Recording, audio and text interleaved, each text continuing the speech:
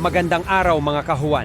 Sa bawat pag-ihip ng hangin, sa bawat kilos ng ulap, dala namin ang weather forecast na tutulong sa inyong pagpaplano sa susunod na mga araw. Maging ito'y para sa inyong mga lakad, trabaho o simpleng pahinga sa bahay, ang weather ni Juan ang inyong maaasahang gabay sa ulat ng panahon.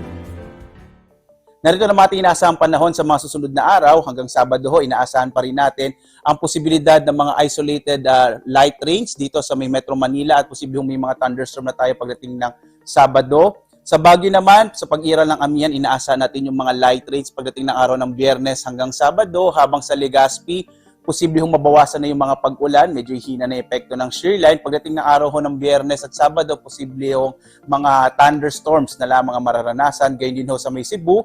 At sa Metro Davao, generally fair weather pero posible pa rin yung mga isolated rain showers and thunderstorms. Agwat ang temperature in the next 3 days sa Kamaynilaan ay mula 22 to 32 degrees Celsius. Sa Baguio ho ay 14 to 23 degrees Celsius. Sa Legazpi naman, nasa 24 to 30 degrees Celsius. Sa Metro Cebu ay 25 to 31 degrees Celsius. Habang sa Metro Davao ay mula 25 to 33 degrees Celsius.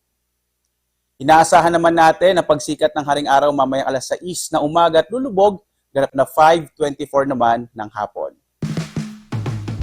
Ang bawat hagupit ng hangin at bawat patak ng ulan ay inyong masusubaybayan dito lang sa Weather ni Juan. Siguruhing mag-subscribe at pindutin ang notification bell upang kayo ay palaging handa at well-informed sa bawat galaw ng panahon.